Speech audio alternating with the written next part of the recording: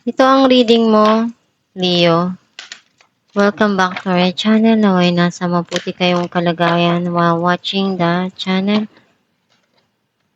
This is a general reading. Kayo nang balang magpalit-palit na situation nyo sa reading ko.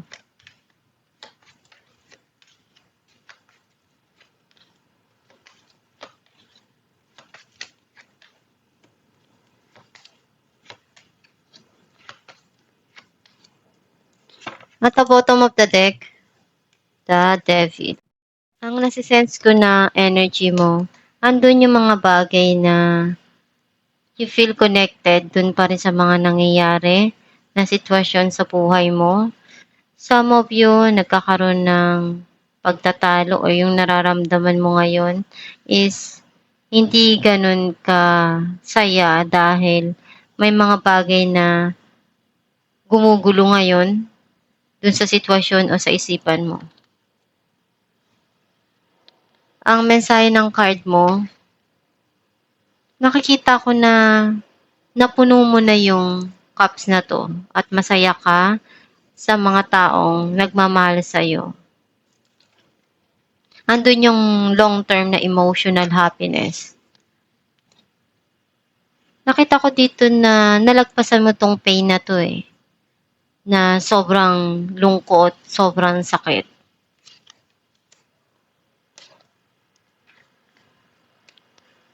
Nakita ko na andun yung iniisip mo kung ano yung pwede mong magawa para mapaunlad yung pagkakakitaan mo.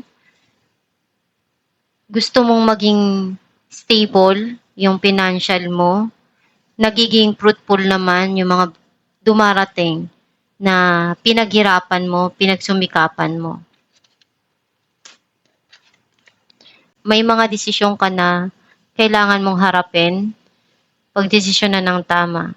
Some of you, you need to balance yung mga dumarating sa buhay mo.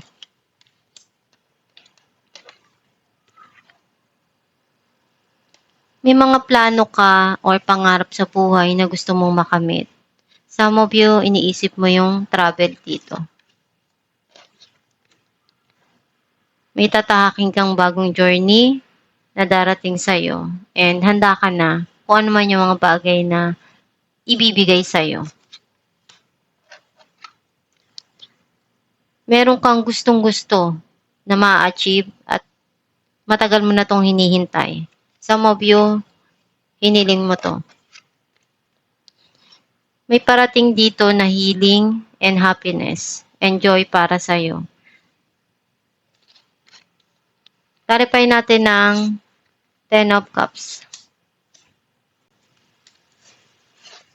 7 of Pentacles and 4 of Cups.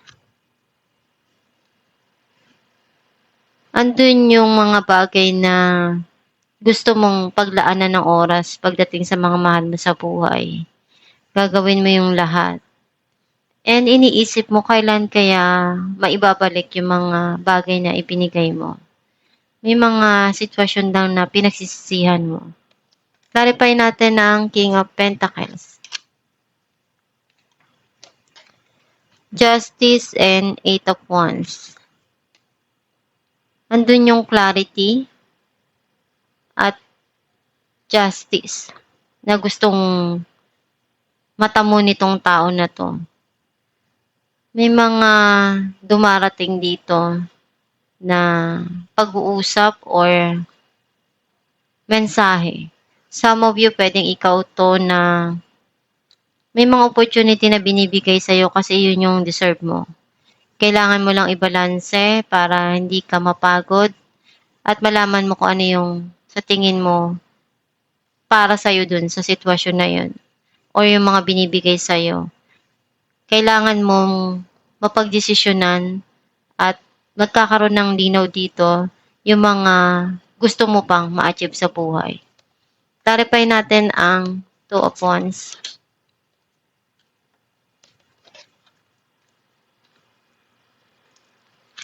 Andun yung pagmamahal, nagiging okay, nagiging maganda yung pasok, nagiging masaya ka sa mga dumarating. Some of you, itong tao na to, iniisip niyang ipakita yung pagmamahal at dun sa paraan na magiging masaya ka. Clarify natin ang Nine of Cups. Ace of Wands and Nine of Wands. Nakikita ko na may umpisahan ka dito. Nandun yung passion also. Gagawin mo lahat ng makakaya mo. Hindi ka susuko. Pero nandun sa point na natuto ka na. Hindi ka basta-basta magtitiwala na. Clarify natin ang Three of Swords. Page of Cups and Three of Cups. May mga pangarap ka pa. Nakikita ko na magkakaroon dito ng pag-aayos. Yung naramdaman mong pain, sadness sa puso mo, may mga gusto ka dito na gawin para maialis yun. Kailangan mo lang talaga na lumabas, i-enjoy yung buhay. Kung ano yung mga bagay na nagpapalungkot sa'yo, lilipas din yan. Isipin mo lang palagi kung ano yung magpapasaya sa puso mo para ma-enjoy mo at may mga bagay dito na pinagdaanan mo dahil alam ng Diyos na malalagpasan mo yon. And may mga reason yan dahil binigay yun sa'yo.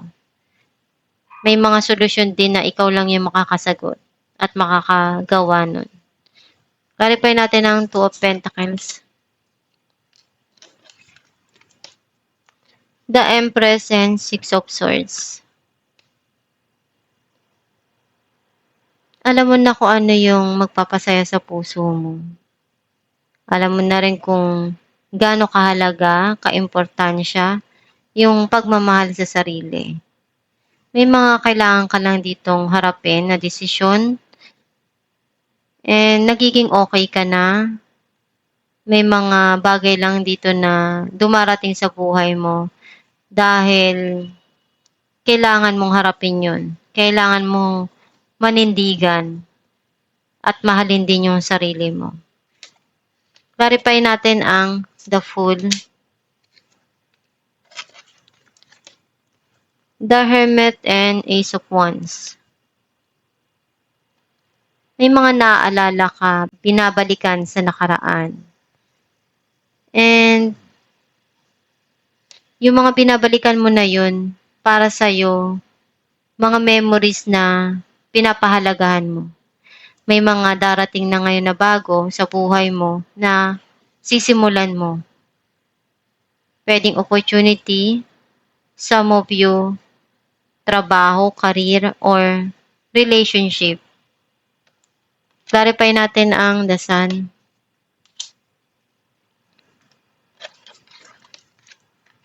The Lovers and Seven of Cups. Nakita ko dito na nagiging okay yung pagsasama o yung relasyon, yung pagmamahalan. May mga dapat ka lang dito na harapin na desisyon kasi this time magulo pa yung isipan mo. May mga bagay lang na hindi mo pa mapagdesisyonan right now. Pero nagiging okay naman, nagiging masaya ka sa mga dumarating sa buhay mo at dun sa pagsasama na nararamdaman mo dun sa sitwasyon. Alamin natin kung ano mensahe ng iyong gabay.